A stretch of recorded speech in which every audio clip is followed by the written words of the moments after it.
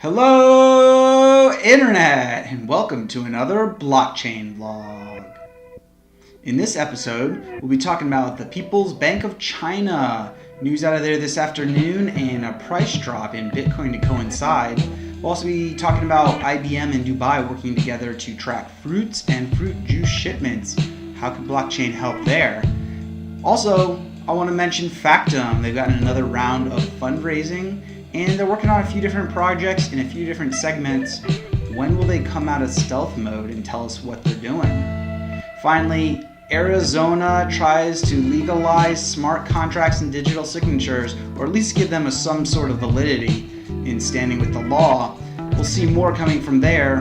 And maybe a bit later, an opinion on SegWit. Will it ever activate?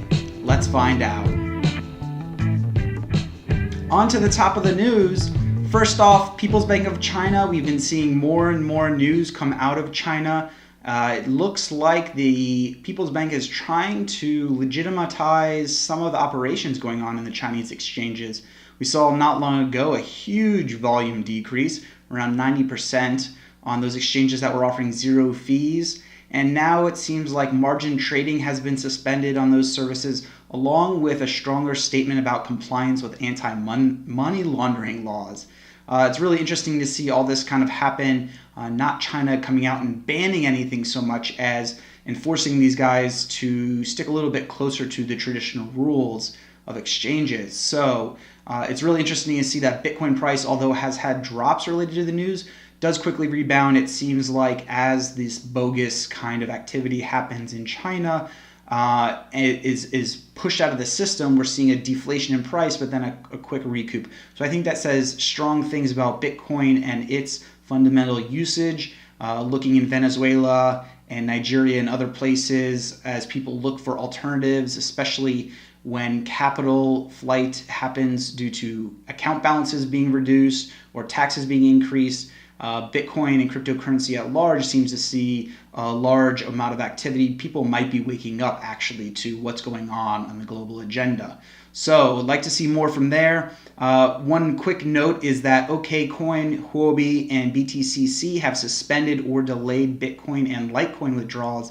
In the case of the former two, they said it may be a month before withdrawals are enabled. BTCC seems to have a 3-day delay from what I can read. I hope this doesn't have too big an effect on people who are using those exchanges. For most part, I recommend people do not store much value on there, use the service for what it is, and move on.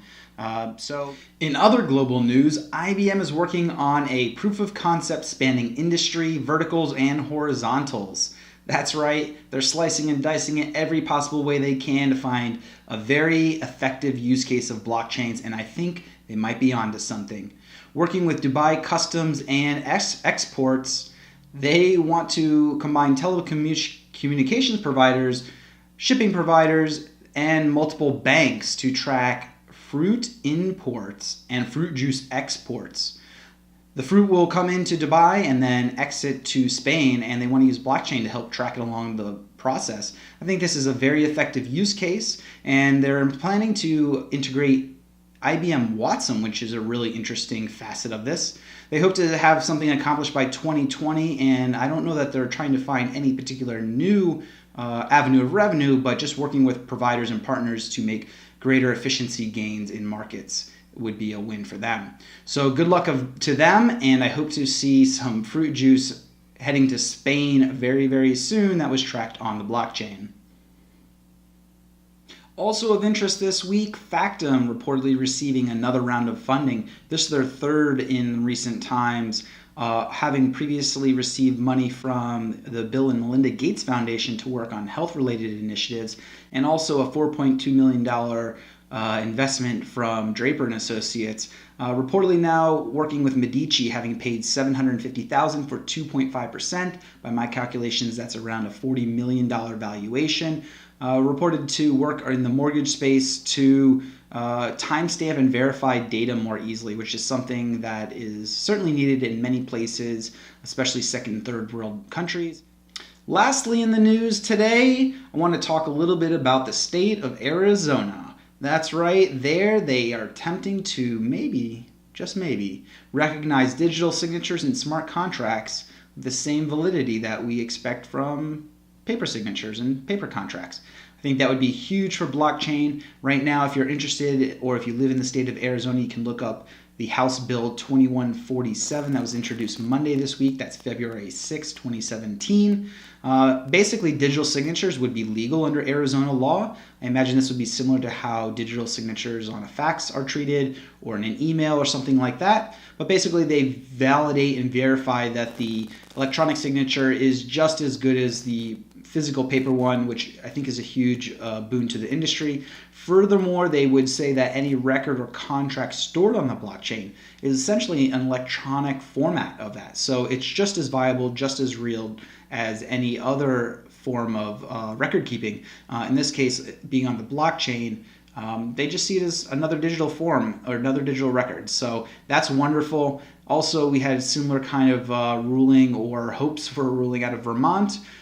Basically, the records could be admissible in court.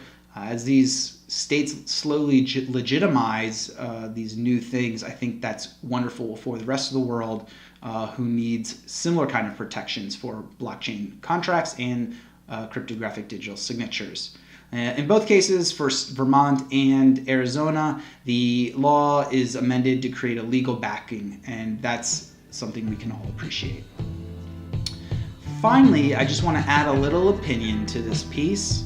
I've been seeing a lot on Twitter, people who have been Bitcoin Core supporters, SegWit supporters, small blockers, Bitcoin maximalists. I'm not really sure how you want to refer to the group of people or how they self-identify.